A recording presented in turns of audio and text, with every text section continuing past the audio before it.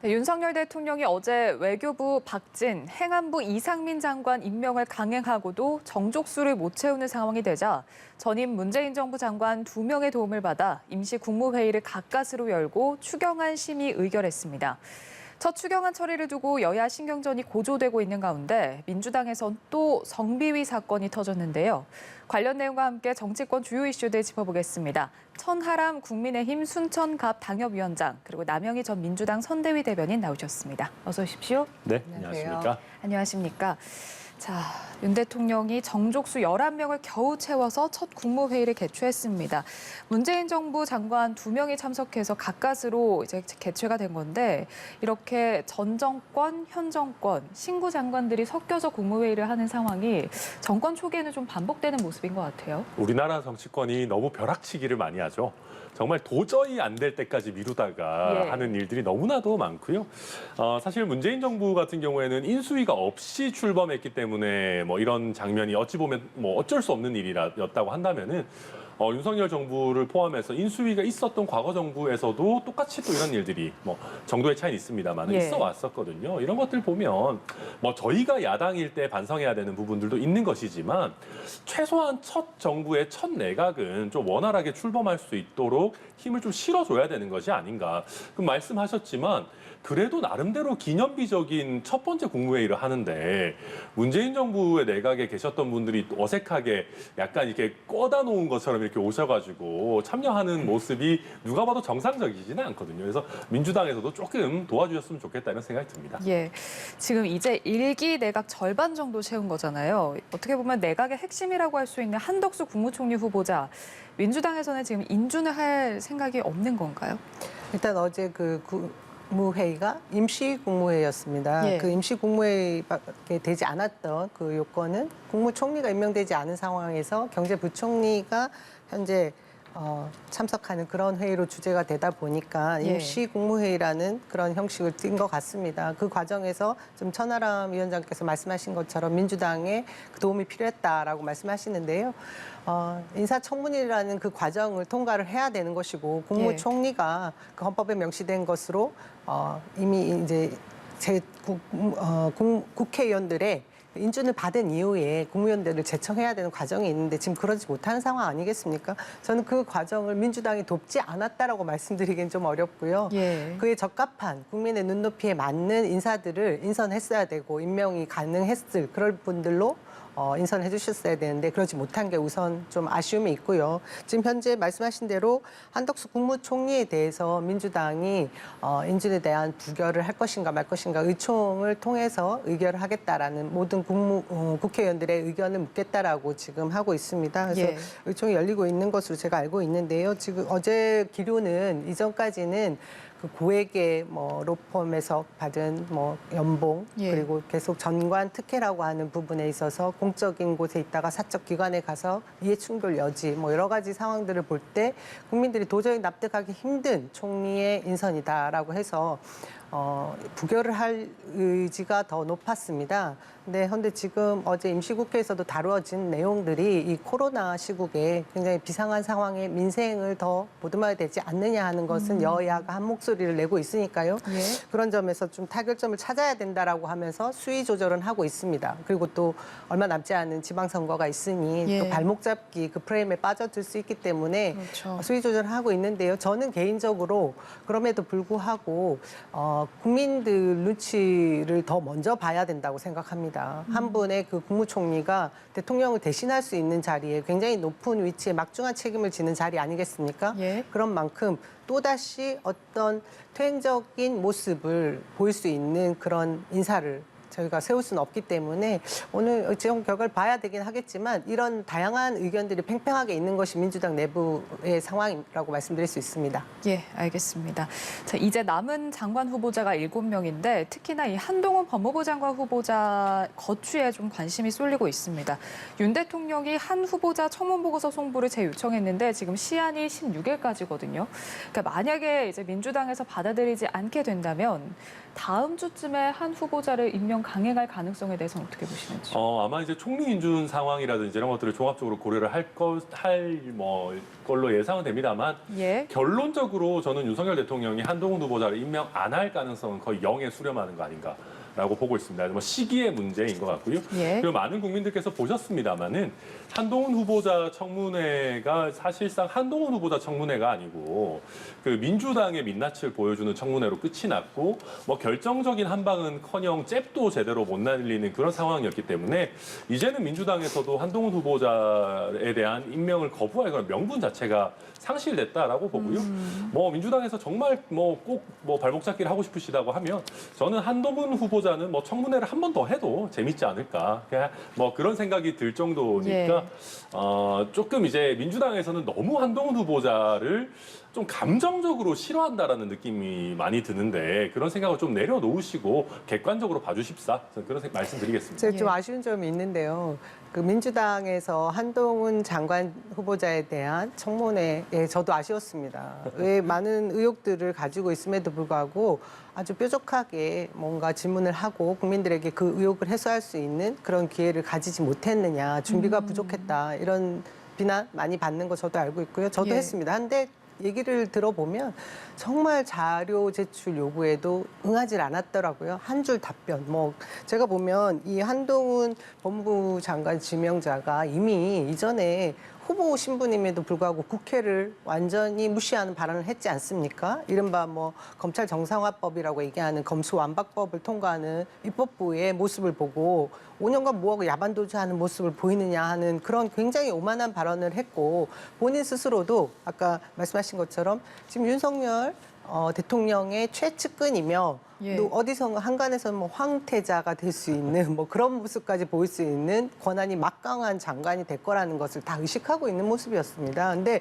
그럼에도 불구하고 저는 그 청문회 과정 동안 민주당의 의원들이 뭐 더 날카롭게 보여주지 못한 면은 있지만 사실 그 팩트는 어디 가지 않았다. 그 부분이 뭐냐. 부모 찬스에 그 고등학생이라고는 하지만 뭐 미성년자라고 계속 내세우긴 합니다.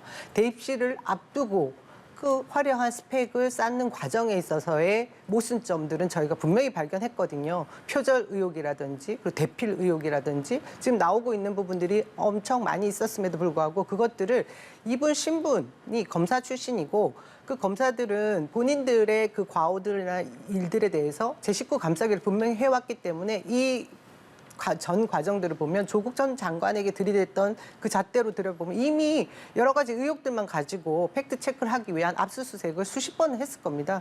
그런 과정들이 없는 것에 대해서 아까 뭐 민주당 의원들이 너무 싫어한다는 것이 아니라 일부 국민들도 그것에 대한 공부는 분명히 있고요. 그리고 또 하나 뭐 너무나 완벽하게 법을 지키면서 살아온 것처럼 말씀하셨지만 위장 전입이라든지 아주 조금 치사한 방법이었습니다. 작은 돈 아끼기 위해서 위장 전입을 했다던가 법을 준수하지 않은 부분들이 있었거든요. 부동산 매매 부분의 의혹들 뭐 이런 개인 비리도 분명히 있었는데 그것들이 뭐 언론도 그렇게 크게 뭐 확대해주지 않은 부분도 있고요. 저희가 이전에 관행대로 뭐 법무부 장관에게 들이댔던 잣대대로 검찰이 알아서 수사해주거나 뭐 이런 부분들이 없었던 점 때문에 국민들이 호응하지 않는 것이죠. 그분이 내세웠던 그것을 보면 충분히 내로남불이라는 그런 생각들을 할 수 있습니다. 그럼에도 대통령은 임명 강행하시겠죠.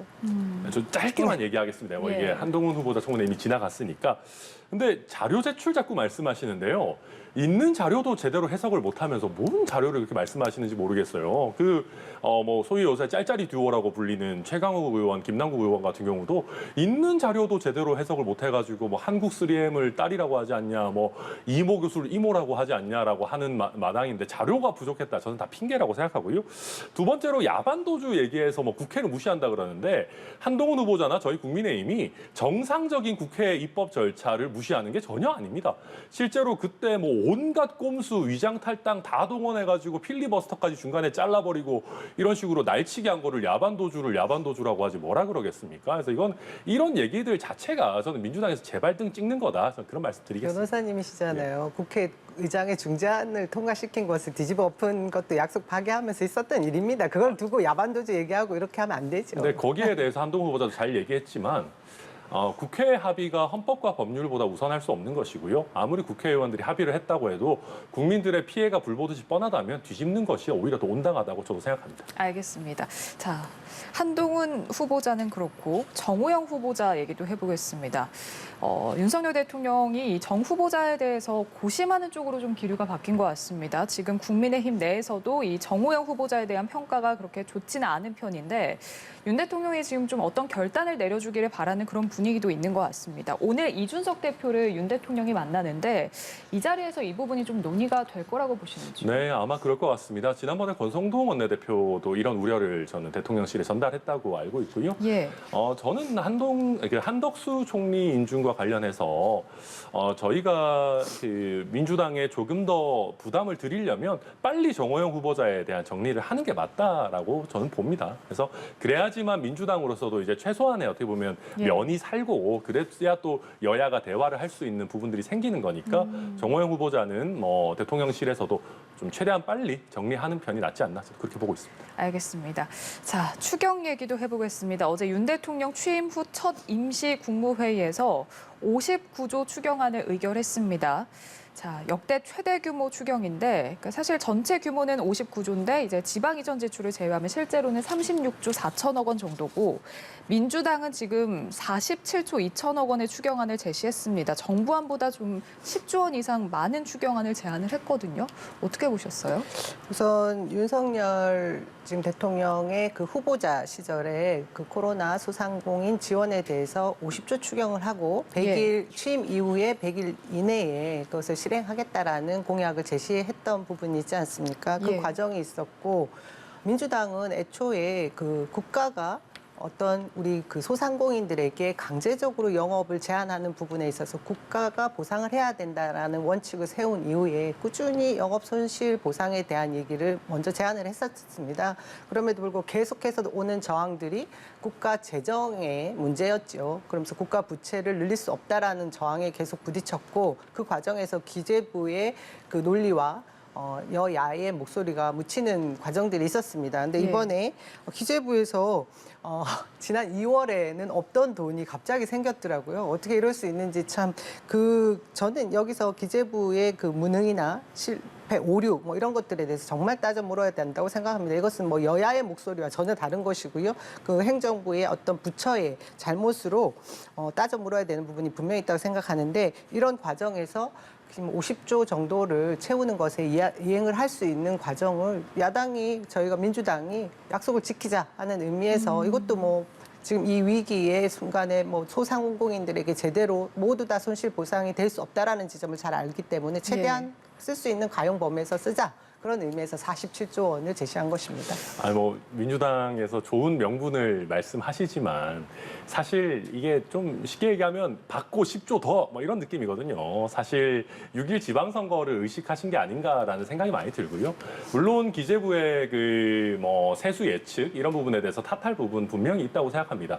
그렇지만 이번 추경 자체는 굉장히 모범적인 형태가 됐습니다. 그 덕분에 이번에는 초과 세수를 활용하고 또 세출 구조 조정을 통해서 추가적인 국채 발행 없이 최대 규모의 추경을 편성할 수 있는 아주 좋은 사례가 어찌 보면 된 부분도 분명히 있거든요.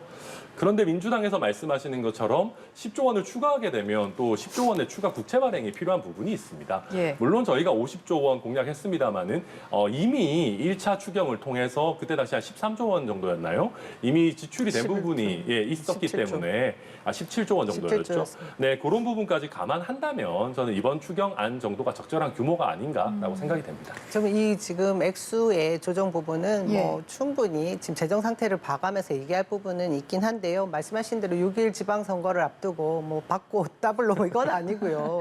지금 여야가 똑같은 상황이라고 생각을 합니다. 근데 계속해서 민주당은 그 2월 달에도 마찬가지였습니다. 35조 원의 그 영업 손실 보상액이 필요하다. 그럼에도 불구하고 기재부에서 강하게 거부를 했고 저항을 하는 바람에 17조 원 정도로 하면서 그것도 10조 원 정도의 뭐 국채 발행을 한다라고 얘기를 했는데 지금 초과 세수가 53조 3천억 정도가 발생됐다라는 얘기를 하거든요.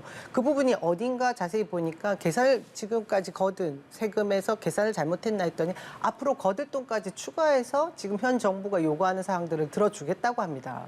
그러면 이 전체적인 부분에 있어서 국가 재정 건전성이라는 것이 먼저 우선순위가 되어야 되긴 하겠지만 비상시에 비상한 대책을 세워야 된다라고 하는 것이 민주당의 일관된 그 목소리였거든요. 그 기조입니다. 그 기조 하에서 뭐 애초에 윤석열 당선인 시절에 내세웠던 것을 지키지 못할 이유가 없기 때문에 저는 이 액수의 문제 그리고 뭐 시기의 문제 이것은 여야가 다툴 일이 전혀 아니다 그렇게 생각합니다. 그러니까 민주당 입장은 좀 더 넓고 두터운 보상을 해야 한다 지금 이런 주장인데 조금 전에 언급을 해주셨던 그 기재부 세수 추계와 관련해서 지금 민주당은 이 세수 추계 기재부 쪽에 좀 심각한 오류가 있다. 국회 차원의 진상 규명에 나서겠다 이렇게 한 상태거든요.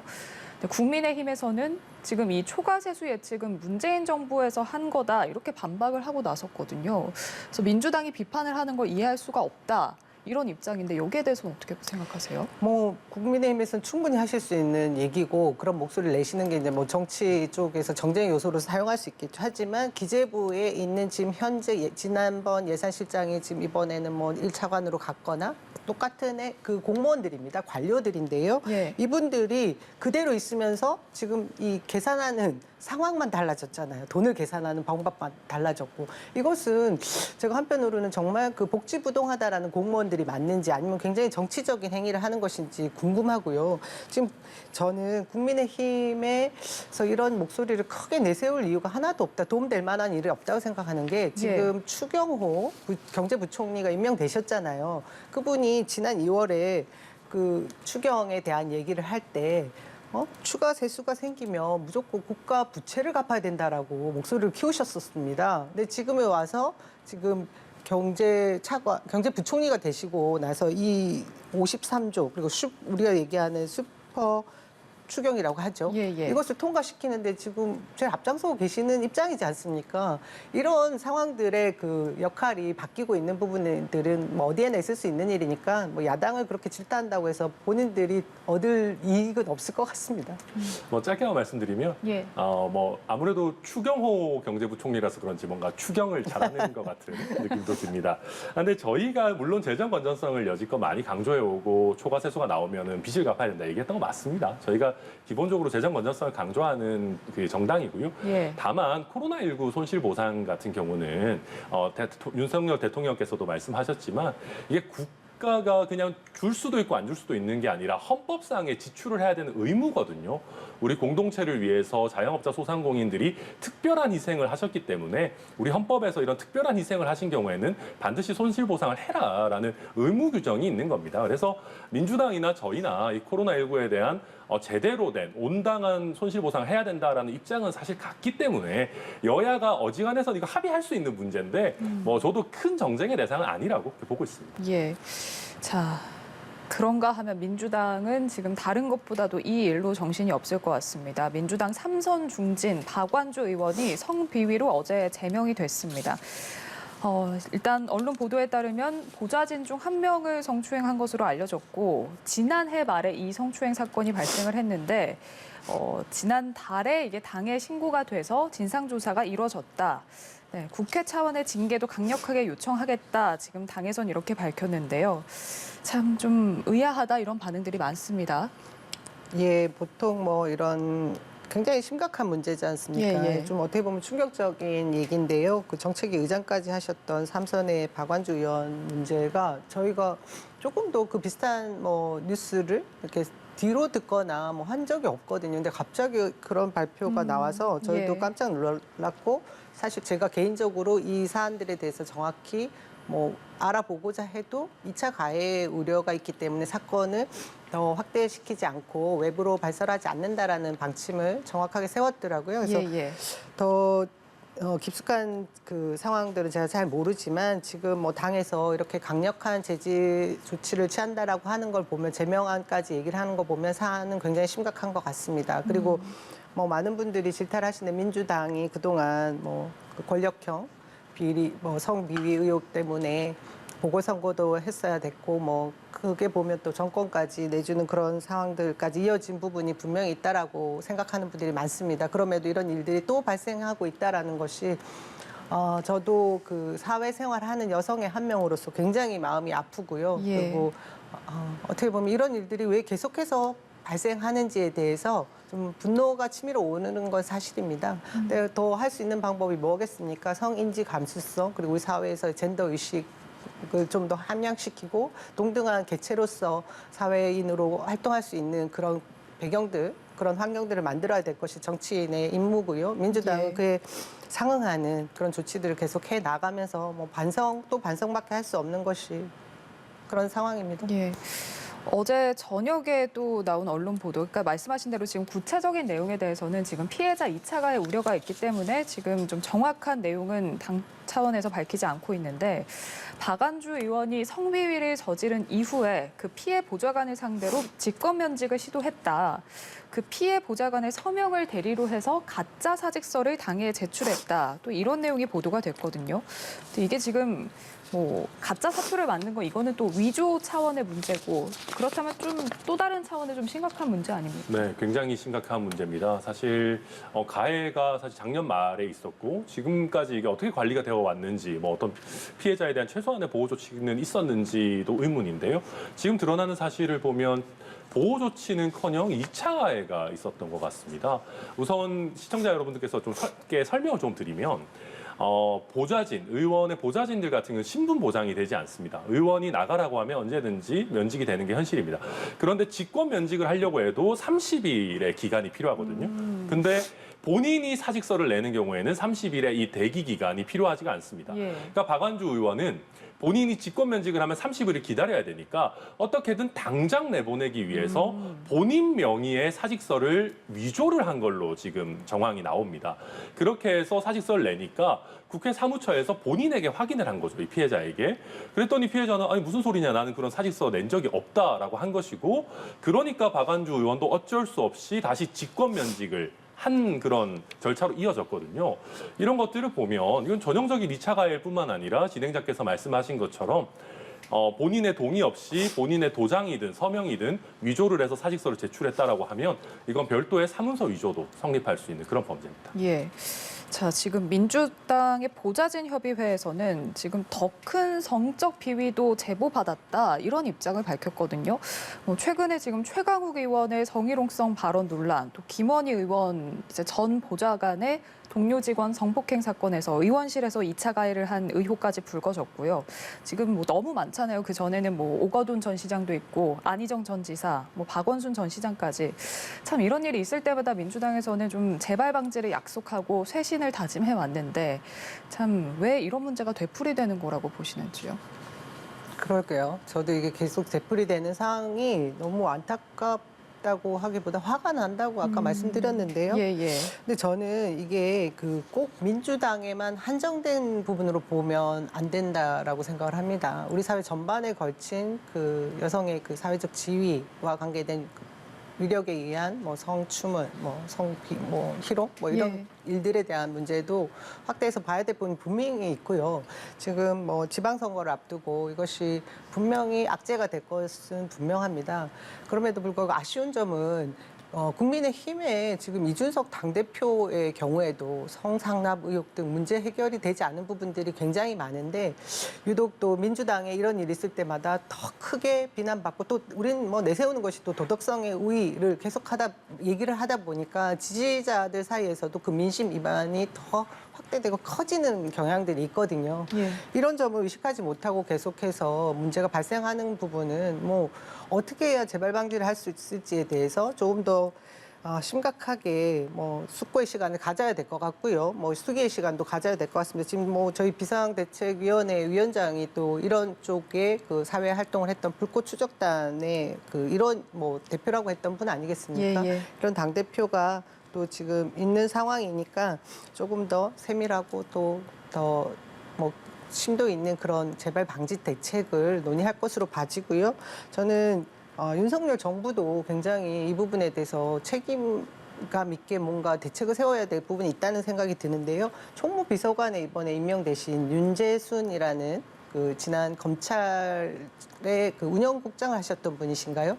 그분도 검찰 재직 당시에 성비위, 성추문과 관련된 그런 의혹들의 사건에 연루돼서 2번인가 징계를 받았던 전적이 있던 분이십니다. 예. 그런 분이 지금 청와대가 아니죠. 대통령 비서실의 고관직이며 인사를 담당하는 요직에 갔다라는 사실도 한번 좀 경각심을 가져야 될 부분이 있을 것 같습니다. 네, 저도 짧게만 말씀드리면은 저는 어제 이제 박지원, 윤호중 두 비대위원장이 깔끔하게 사과하시고 이제 그리고 이상한 뭐 피해 호소인 같은 단어 만들지 않고 심각한 성범죄라고 인정하시는 거 보고 굉장히 잘하셨다 생각했습니다. 예. 그런데 저는 조금 오늘 들어서 아쉬운 것이 이준석 대표의 의혹 얘기하시고 방금도 뭐 다른 분 뭐 비서관 뭐 말씀하시고 하시는데요. 우리도 잘못했지만 너네도 잘못 있어라고 하는 거는 이미 더 이상 제대로 된 사과가 아닙니다. 제대로 된 사과라고 하려면 일단 비판을 받는 지점에는 저희가 잘못했다라고 하고 남 탓하지 않는 게 제대로 된 사과고요. 두 번째로 이준석 대표의 의혹에 대해서 저는 그런 말씀 드리고 싶어요. 이게 만약에 확실하게 확인이 된다면 저희 당에서도 가만히 있지 않을 겁니다. 그런데 민주당에서 언제부터 가로세로 연구소의 의혹을 그렇게까지 신뢰하셨는지 잘 모르겠고요. 예. 그렇기 때문에 저는 이걸 가지고 뭐 이준석 대표랑 이거를 뭐 비대위원장께서 직접 확인된 성범죄라고 한 거를 등치시켜서 너네도 잘못 있지라고 하는 거는 저 온당치 않다고 생각합니다. 제가 반론을 제기하자면요. 저는 우리 사회 전체의 문제로 보자라는 인식을 가지고 있고요. 그런 점에서 이제 말씀을 드렸고 사과는 분명히 했습니다. 그리고 반성해야 된다고 얘기했고요. 재발 방지해야 되는 것은 당연한 것입니다. 그거에 대한 전혀 이견 없고 하지만 국민의힘에서도 이런 문제들을 그냥 묵과해서 넘어가면 안 된다라는 입장을 제가 그럼요. 말씀을 저희도 절대 드렸는데 묵과하지 않을 이준석 겁니다. 당대표의 경우에는 이 국민의힘에서 윤리위에 제소했지 않습니까? 근데 지금 결과가 나오지 않는 상황들이 이런 부분에 대한 반성이나 그런 구조적 개선의 의지가 없어 보이는 거에 대해서 제가 안타까움을 표현한 거고요. 그 부분은 같은 사안이지 절대 다른 사안일 수 없습니다. 예. 그리고 그 아까 말씀드린 지금 임명직에 그 비서실에 임명되신 분도 이런 의혹이 있는 당사자이면 민주당을 비판하기에 앞서 자신들의 그 눈에 들보도 봐야죠. 일단 그 당대표를 윤리위의 절차를 진행한다라는 것부터가 굉장히 민주적인 정당이라는 볼로도 볼 수 있습니다. 그리고 이준석 대표와 관련해 가지고는 아직 경찰에서 어떤 수사 결과가 나오거나 이런 것도 전혀 없거든요. 그래서 그런 면에서 확인되지 않은 의혹 단계에 불과하다. 이거 두 개를 등치시키는 건 안 맞다. 이런 취지로 말씀드린 거고. 근데 네. 저희 당에서도 당연히 문제가 있다면 당연히 시정을 해야겠죠. 알겠습니다. 자, 다음 얘기로 넘어가면요. 대통령실 김성회 종교다문화 비서관의 논란도 식을 줄 모르고 있습니다. 자, 계속해서 해명을 내놓고 있는데 해명을 내놓으면 또 추가 논란이 나오고 있고 그런 상황이에요. 해명이 아니던데요, 제가 보니까. 오히려 논란에 더 기름을 부으시는 것 같고요. 예. 너무 부적절해서 이거는 코멘트를 할 가치도 없는 것 같고 대표적으로 아니 우리 위안부 할머니들에 대해서 무슨 화대 이런 소리를 하는 사람은 아니 동사무소에서도 쓰면 안 돼요, 이런 사람은. 예. 대통령실에서 써서 되겠습니까? 당연히 빨리 처리를 해야 되고요. 지금 이제 뉴스 보도되는 것들 보니까 금명간에 어떤 조치가 취해질 거라고 하니까 저도 지켜볼 거고요. 금명간의 조치가 취해지더라도 이미 늦었고요. 그리고 이런 사람 추천한 사람도 저는 문제를 삼아야 된다고 생각합니다. 예. 근데 대통령실에서는 이제 사건을 좀 더 지켜보겠다 이런 입장인데 뭘 더 지켜보겠다는 걸까요? 지켜볼 게 없죠. 근데 이제 이제 대통령이시죠. 윤석열 대통령의 인사 스타일이 제가 보니까 약간 의혹이 제기되는 정도로 사람을 쳐내지는 않겠다. 좀 믿고 가는 좋게 말하면 의리와 신뢰의 리더십 이런 거를 추구하시는 것 같은데 예. 근데 이거는 더 확인할 필요가 없는 거잖아요. 자기가 쓴 글 자체가 말도 안 되는 내용이 너무 많은데 그래서 물론 의혹 단계에서 너무 쉽게 사람을 쳐내도 문제겠지만 이렇게 확실한 사건에 대해서는 빠른 결단이 필요하다 말씀드리겠습니다. 알겠습니다. 자, 어떻게 보셨는지요, 이 논란? 제 의견과 똑같은 말씀을 동일한. 해주셔서 제가 예. 첨언하기는 별로 적절하지 않은데요. 한 가지 문제가 아까 말씀하신 것 중에 이제 윤석열 대통령의 인사 스타일을 예. 보면 본인이 믿고 가깝다고 생각하는 사람들에 대한 부분은 의혹이 생기는 단계에서 문제를 삼지 않는다라는 게 이전에 검찰총장 시절에 왜 그 같은 잣대가 본인의 일과 다른지 이것은 국민들이 공정의 잣대라고 얘기하는 부분, 상식의 잣대라고 하는 것이 정말 자신에게는 그렇게 엄격하지 않구나라는 것 때문에 별로 좋아 보이진 않고요. 한 가지 더. 인사 검증을 누가 했는지 진짜 그 부분에 대해서 인사 검증 시스템에 대해서 다시 한번 점검해야 될 부분이 있습니다. 계속해서 이런 일들이 벌어질 텐데요. 이 김성회라는 이분은 말씀하신 대로 의혹이 아니라 글로 그리고 자신이 표현하는 말로 다 나와 있는 것들 아닙니까? 굉장히 부적절하고 극우적이고 혐오 그리고 뭐 차별 배제 그런 의견들만 내는 분인데 이런 분이 국정에 관계하겠다라는 거 국민들이 용납하기 힘들 것 같습니다. 두 분께서 공통적으로 말씀해 주신 게 인사검증 비판을 피하기는 어려울 것 같다 이렇게 말씀 주셨습니다. 자, 지방선거 얘기로 넘어가 보겠습니다. 6일 지방선거 후보자 등록 마지막 날인데요. 자, 여야 이제 본격적인 선거전에 돌입했는데 양쪽 모두 최소 과반은 해야 한다 이런 목표치가 나오거든요. 어떻게 결과 전망하시는지요? 사실 저도 이제 어제 민주당의 이런 박안주 의원의 성범죄가 불거지기 전까지는 한 그 17개 광역지자체 중에 9대8 정도가 되지 않을까. 그리고 저희가 승리하는 9개 중에 경기도가 포함되어 있다면 저희로서는 뭐 승리라고 볼 수 있지 않을까라고 봤었는데요. 지금 이 박안주 의원 성범죄 사건 같은 경우는 굉장히 좀 여파가 있지 않을까 생각이 들어요. 이게 이분이 또 안희정계의 천안을 이렇게 자기 지역구로 하시는 분이다 보니까 충청권 전체 표심에도 악영향을 미칠 수 있고 뭐 가뜩이나 원래 민주당에서 어려웠던 서울 부산 선거도 이제 과거에 이런 문제들이 다시 불거지니까 악영향을 미칠 겁니다. 그래서 저희가 기대했던 것보다는 민주당의 어떤 이런 잘못된 행태로 인해서 조금 더 좋은 스코어를 얻지 않을까라고 조심스럽게 예상을 해보겠습니다. 어떻게 전망하고 계신지요? 뭐 비슷한 생각이 듭니다. 뭐 저희 불미스러운 일이 일어난 것이 지방선거에 굉장히 크게 작용할 수 있을 것 같아서 염려스럽고요. 저희가 이번 지방선거는 사실 허니문 기간에 있는 그런 선거이기 때문에 애초에 대선에서 민주당이 우위를 점할 수 있다라는 상상을 별로 하지 않았죠.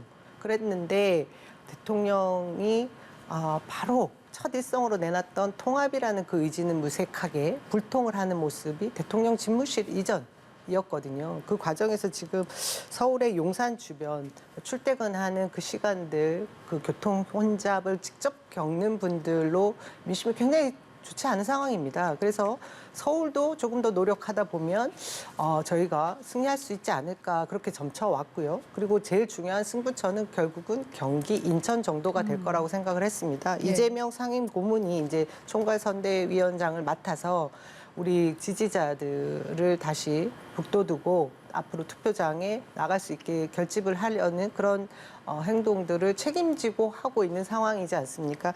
이것이 아까 말씀하신 그 돌발 변수로 인해서 얼마나 또 상쇄되는 그런 지점까지 이어질지는 모르겠습니다만 국민들께 지방 정부의 역할대로 이어져 가서 그 정책을 잘했던 사람들에게 다음에 또다시 한 번 더 기회를 주는 부분을 강력하게 호소해야 될 것 같습니다. 알겠습니다. 여기까지 듣겠습니다. 천하람 국민의힘 순천갑 당협위원장 그리고 남영희 전 민주당 선대위 대변인과 함께했습니다. 고맙습니다. 네, 감사합니다.